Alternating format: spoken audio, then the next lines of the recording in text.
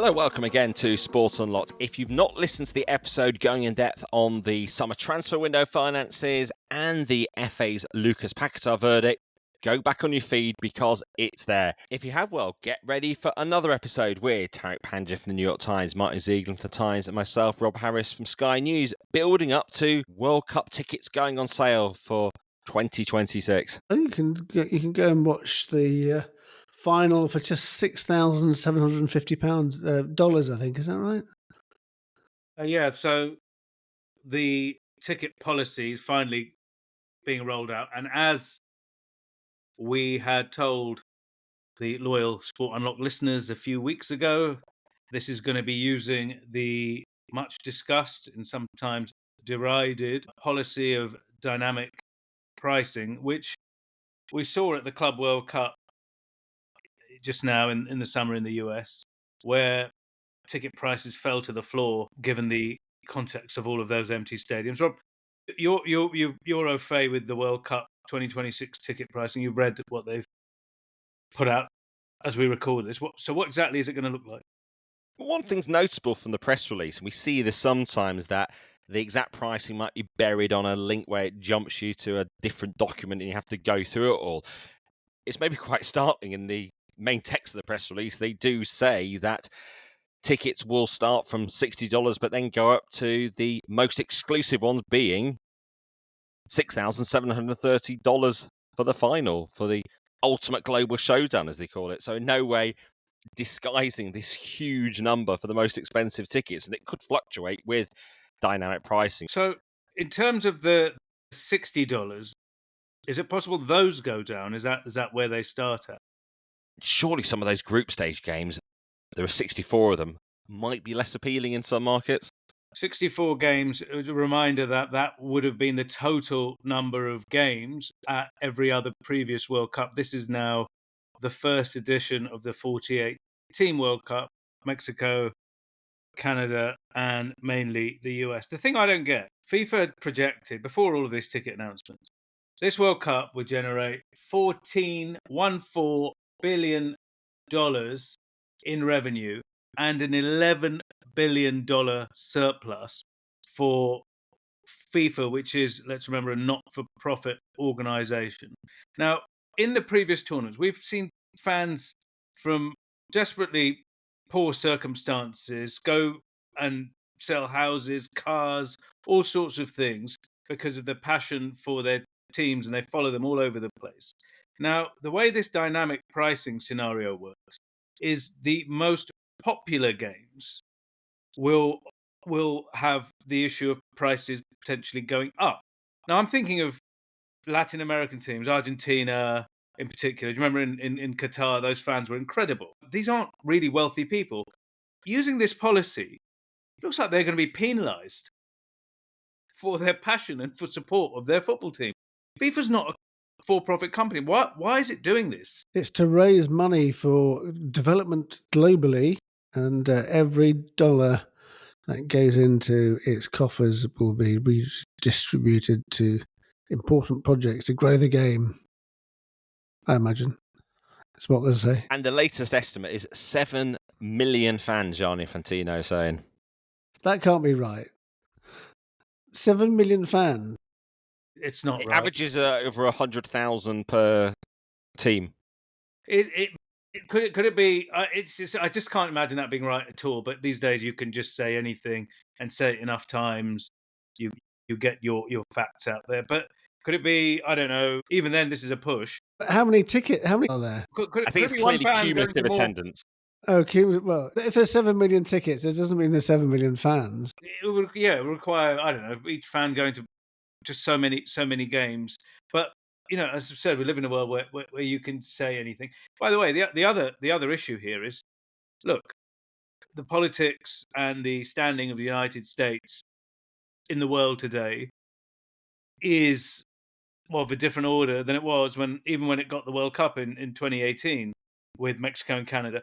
I can't imagine everyone is feeling comfortable going to the US at this point. We've seen the issue of immigration. You question the standing of the US compared to when they won the vote in 2018.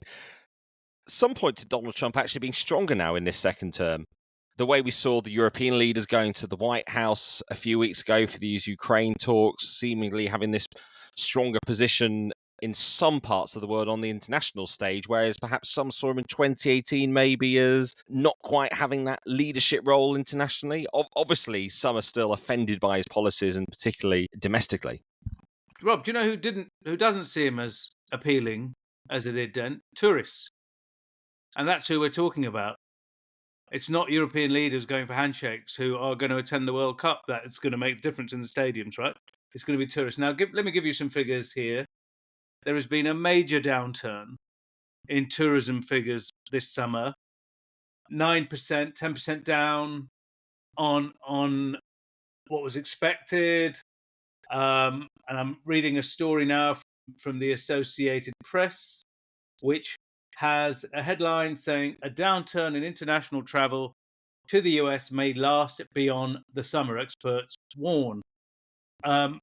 These are the headwinds that the World Cup there is being played against. And it says here, experts and some local officials attribute the trend that first emerged in February to President Donald Trump's return to the White House.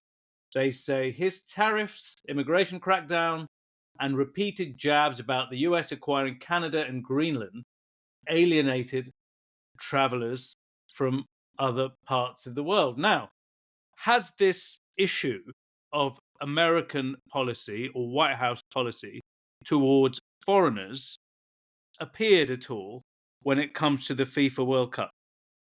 Well, it did come up directly to Gianni Infantino, who was in Kenya for the African Nations Championship. That's the CAF competition for players based in Africa. Infantino was doing a press conference alongside the CAF president, Patrice Motsepe. You've just had a meeting with the president of the US, Donald Trump. And now that you're in Africa, African football fans are a little bit jittery about what is happening in the US in regards to the expulsion of people who are in the US. And FIFA has just opened up requests for volunteers for next year's event. And the fans are wondering whether they should engage, in fact, whether they should apply for this, and in fact, whether they will be able to see African teams, in fact, playing next year. The FIFA World Cup. You are in Africa, thankfully, after just meeting the president of the US. Would you address that? I think it's important to clarify this because there is a lot of misconception out there. Everyone will be welcome in Canada, Mexico, and the United States for the World Cup next year. We are working exactly for that. At the Club World Cup this year, we had fans coming in from 164 different countries without, of course, any problem. Obviously, there is a process to go through to obtain visas and so on, but this process will be smooth. It will ensure that those that qualify will be able to, of course, come with their fans.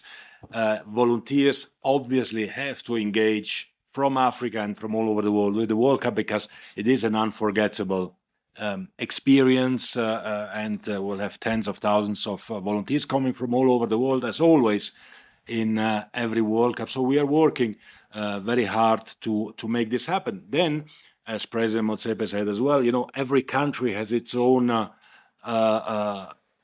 legislations in terms of obtentions of it. We've heard even here there is not, it's not visa-free in the neighboring country for African countries. So 2 countries got the yellow card in the neighborhood here from Mamadou. So, we have to work on that. We have to make it better. We have to make it seamless. But there is definitely the commitment of the governments in the United States and Canada and Mexico to make sure that the process is smooth and that fans from all over the world will be welcome, and it will be a celebration of football with a record number of African teams participating. Let's not forget that. Yeah. My country, South Africa, was able to become Africa's stage for what was an excellent World Cup, so that we could show the world that Africa and the world can be mentioned in the same sentence as excellence. Where the World Cup is going next year, given the geopolitics, because we cannot isolate what is happening around the world for the great sports of football that we have. It is called the beautiful game for a reason, Mr. Infantino. It is called the game of billions for a reason, for all of us. We are going to play it in a country where some of us do not feel welcome. I think the onus is on you to make sure that Africa and all the other people of the world do not feel like outcasts, do not feel like they are being made second-class citizens in a world where equality should prevail. Everyone is welcome, will be welcome in North America next year for the World Cup. I mean, there is a reason why we decided to increase the number of participants from 32 to 48 teams, doubling from 5 to 9 or 10 the number of African representatives, because we want to unite the world, and we will unite the world in America. So that was Gianni Infantino's response. The one thing is he clearly knows to be expecting this type of question, so it's not a gotcha in any way. He's clearly now well versed in being challenged about the US and Donald Trump and issues within America. We spoke to him very briefly in Belfast in March. We did ask him about that as well. It's I think it's an interesting one for FIFA because they're sort of loving the close connections with Trump, and the White House show, the Oval Office shows that happen quite regularly, and Infantino awarded Trump the first ticket in the row 1, seat 1, ticket number 4547, $6,730. You could be sitting next to him. We've seen now not one but 2 FIFA trophies now in the Oval Office, the first the Club World Cup and the Golden Key, and then the World Cup trophy itself, Trump saying it must be left here. The one bit of colour for that is the trophy that is in the Oval Office isn't the fully golden World Cup trophy. There's 2 of these. This one is a gold-plated trophy. That said, it still really antagonized people in other host countries. Gianni Infantino went to Mexico, where he met Claudia Sheinbaum, the Mexican leader. Also took a big ticket. Took a big ticket, took one of his big tickets there and left there a big ticket. And he also left a kind of Acme, bootleg replica World Cup trophy there as well, which clearly isn't of the grade and the standing of the one that Donald Trump now has in the White House. And this is something the Mexican media have picked up on, and they probably have every right to say, hang on a minute, we're co-hosts as well. Why are we getting this cheaper imitation of the one that's in the White House? Do you think that's fair? It's going to be handed out ultimately in the United States, the final in New Jersey. So it's on American territory. I think it's a politically dodgy move to give a sort of less good one to the other hosts. I think they should all have had the same kind of replica. Yeah, but that's what I would have done. But more replicas. There is definitely some ill feeling between the other hosts, Canada and Mexico, but also actually within the USA, there's a lot of unhappiness. I mean, we talked about the draw moving from Vegas to Washington, D.C. One thing is US Soccer had organised a big event for sponsors for Vegas to go along with the World Cup draw. And they've basically been left in the lurch. Going to have to move it, fully expecting it was going to be in Vegas. Loads of hotel rooms have been booked and things like that, and that's just one example. But there's other things, aren't there? About cities are now up in arms about the finance they're getting. Yeah, but just to go back on the Washington move, there's a randomness to some of this stuff happening, last minute stuff. You mentioned the issue of US Soccer there. Senior FIFA officials as well, council members or people of that status, they were shown projections, financial projections, detailed plans for a draw that would have taken place, as you said, in Las Vegas. And, this is par for the course. It's quite a big event. You plan it and you have budgets and things like that. And then for this event in Washington, D.C., which is now going to be the Kennedy Center, they haven't shown anything. It's just going there.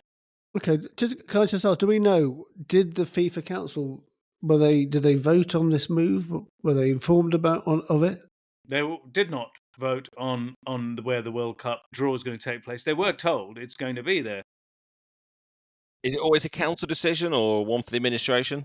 What's striking to me is they have been supplied with a budget and plans and all of these projections for a draw in a city where it's not going to be, and nothing about where it's actually gone to Washington, to the Kennedy Center, which I believe Donald Trump wants to rename the Trump Kennedy Center. Conrad Knight socks. That's all I'm saying here, Zeke. But then you've got the issue, Rob, about these cities. It was a very, very, very detailed article in Politico. Let me just give credit to the journalist who wrote this, because a lot of work went into this. A woman called Sophia Kai wrote this article about disquiet among host cities over some of the funding, and that's also quite an interesting point, isn't it? Yes, Politico saying that around things like fan fests in host cities, that they might be cutting back some of the funding for those. Yeah, also it's this cost. So we've said here earlier in the pod that FIFA is estimating a bonanza World Cup, almost double what it's got in previous tournaments, and this surplus of 11 billion. But the cities have got a price tag that they have to fork out for of about $150 million per city. And what they were going to do to pay for this stuff was to activate local sponsorships and raise revenue this way. But FIFA's control over what categories can be sold, how they can be sold, means a lot of them think they're going to be severely out of pocket from this. So, someone has described it as FIFA, and it's not the first time, and the IOC has been described like this as well, because you've got all of these carve-outs for tax and all of these things for FIFA and groups like the IOC to maximize profit and revenue, like a parasite that attacks a host body and extracts what it can out of it and leaves little behind. And there's comment in this article from Lisa Gilmore, the mayor of the Bay Area city of Santa Clara in California, where the Levi Stadium is. 6 matches going to be played there. She said, there's a little bit coming in, but certainly there is not enough to cover our cost. It's a tall task to take on. And, when you look at the numbers FIFA's going to take, could they not do more, be a bit more generous to the cities that are going to host them?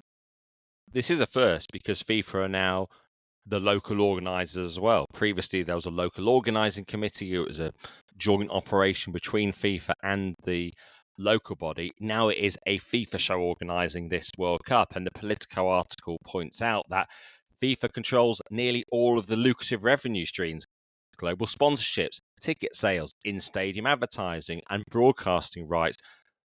In those local host committees, they've got to pay for all the promotion, the entertainment locally, the transportation, the things that actually drive the interest in the tournament on a local level. One of the interesting things about this is FIFA has scrapped local organising committees, so it doesn't have one for the local organising committee for the USA. The idea, I think, is they wanted more control.